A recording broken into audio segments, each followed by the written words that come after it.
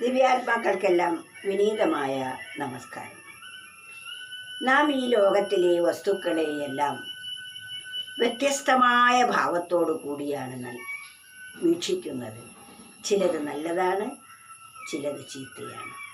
എനിക്ക് നല്ലതായി തോന്നുന്നത് മറ്റൊരാൾക്ക് ചീത്തയായിട്ടായിരിക്കും തോന്നുന്നത്. മറ്റൊരാൾക്ക് ചീത്തയായി തോന്നുന്നത് എനിക്ക് നല്ലതായി തോന്നി എന്ന് വരാം. ഇങ്ങനെ ഓരോ മനുഷ്യനും വ്യത്യസ്ത മനോഭാവത്തോടു കൂടി ഈ വസ്തുക്കളെ വീക്ഷിക്കുമ്പോൾ വ്യത്യസ്തതയുള്ളതായി അനുഭവമാകുന്നു. അതിനാൽ അതു നന്നിതു നന്നതു നിന്ദ്യമതെന്നറിയുന്നറിവല്ലറിവെന്നറിയാൻ കഴിവില്ല കലങ്ങി മറിഞ്ഞ മനം വിഷയാശ നിലച്ചുണരും വരെയും. നമ്മുടെ മനസ്സിൽ പലതരത്തിലുള്ള ആഗ്രഹങ്ങൾ നിറഞ്ഞു കവിഞ്ഞൊഴുകുമ്പോൾ നമുക്ക് തോന്നപ്പെടുന്നവ ഒന്നും തന്നെ സത്യമല്ല. അതാണ് പറയുന്നത്, അത്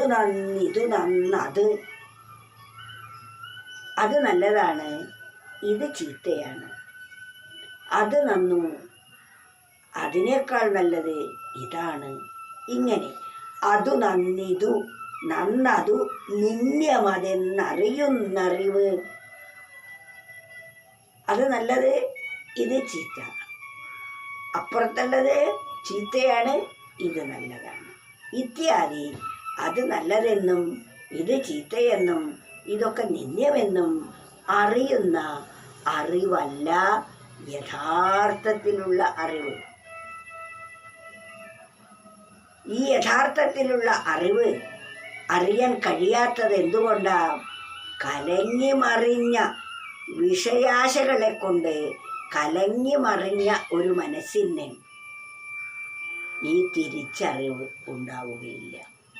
വിഷയ ആഗ്രഹങ്ങളെ കൊണ്ട് കലങ്ങി മറിഞ്ഞ മനസ്സിലൂടെ നോക്കുമ്പോൾ ഇതൊക്കെ നല്ലതെന്നും ഇതൊക്കെ ചീത്തയെന്നും, ഒരിക്കൽ നല്ലതായി തോന്നിയത് പിന്നെ ഒരിക്കൽ ചീത്തയായി തോന്നുന്നു. ഒരേ വസ്തുവിനെ തന്നെ ആദ്യം നല്ലതായി തോന്നാം, കുറച്ച് കഴിയുമ്പോൾ അത് തന്നെ ചീത്തയായിട്ടും അനുഭവമാകുന്നു.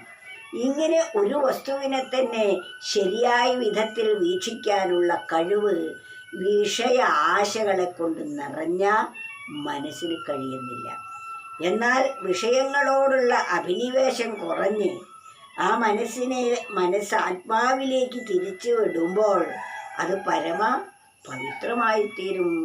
അപ്പോൾ ഒരു സംശയവും ഉണ്ടാവുകയില്ല. ഈ പ്രപഞ്ച വസ്തുക്കൾ അത് നല്ലത്, ഇത് നല്ലത്, അത് ചീത്ത എന്നെല്ലാം വെറും കൽപ്പനകൾ മാത്രമാണ്. അതും ഇതും പലതും ഏതും തന്നെ ആ പരമാത്മാവിൻ്റെ പ്രതിഭാസം മാത്രമാണ് എന്ന് നമുക്ക് ബോധ്യമാകും. ആ ബോധ്യം വരണമെങ്കിൽ നമ്മുടെ മനസ്സ് തെളിയണം. വിഷയാശ കൊണ്ട് കലങ്ങി മറിഞ്ഞ മനസ്സിന് ഒരിക്കലും ഈ സത്യാവസ്ഥ ബോധിക്കുകയില്ല. അതുകൊണ്ട് അത് നല്ലത്, ഇത് ചീത്ത എന്ന അറിയുന്ന അറിവല്ല അറിവ്. ഇതിനെല്ലാം പിന്നിൽ വർത്തിക്കുന്ന ഏകമായിരിക്കുന്ന ആ പരമാത്മാവിനെ അറിയുന്ന അറിവാണ് യഥാർത്ഥത്തിലുള്ള അറിവ്. ആ അറിവ് നേടണമെങ്കിൽ നമ്മുടെ കലങ്ങി മറിഞ്ഞ മനസ്സ് തെളിയേണ്ടിയിരിക്കുന്നു. മനസ്സിലെ കലക്കമെന്നത് മനസ്സിലെ അശുദ്ധികളാണ്. മനസ്സിലെ അശുദ്ധി എന്നത് ദുഷിച്ച തരത്തിലുള്ള ചിന്തകളാണ്. ദേഷ്യം, പക, അസൂയ, പ്രതികാരം മുതലായവയൊക്കെ മനസ്സിനെ കലക്കി മറിച്ച് കാലുഷ്യമാക്കുന്നു.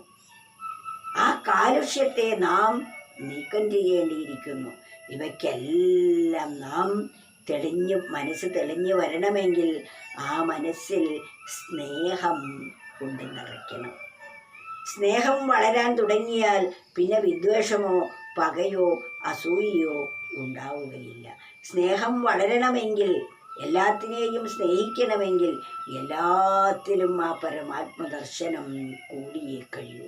എന്നിലും നിന്നിലും സർവചരാചരങ്ങളിലും നിറഞ്ഞിരിക്കുന്നത് ഏകമായ ആത്മസ്വരൂപമാണെന്ന് ബോധിക്കുമ്പോൾ എല്ലാത്തിനെയും ഒരേപോലെ സ്നേഹിക്കാൻ നമുക്ക് കഴിയും. അങ്ങനെ ഈ സ്നേഹമുള്ള മനസ്സ് പരമപവിത്രമാണ്. പരമപവിത്രമായ ആ മനസ്സിലൂടെ ആത്മദർശനം സാധ്യമാണ്. ആത്മദർശനത്തോടുകൂടി ഈ വീക്ഷിക്കപ്പെടുന്ന വസ്തുക്കളെല്ലാം ആ പരമാത്മസ്വരൂപം തന്നെയാണ് എന്ന് നമുക്ക് ബോധ്യമാകും. അത് ബോധ്യമാകുന്നത് വരെ നമ്മുടെ മനസ്സിനെ ശുദ്ധീകരിച്ചു കൊണ്ടേ ഇരിക്കണം നമ്മൾ. അല്ലെങ്കിൽ കലങ്ങി മറിഞ്ഞ മനസ്സിലൂടെ ഒന്നും തിരിച്ചറിയാൻ പറ്റാത്ത അവസ്ഥയായിരിക്കും നമുക്കുണ്ടാവുക. അതു നന്നിതു നന്നതു നിന്യമതെന്നറിയുന്നറിവല്ലറിവെന്നറിയാൻ കഴിവില്ല കലങ്ങി മറിഞ്ഞ മനം വിഷയാശ നിലച്ചുണരും വരെയും.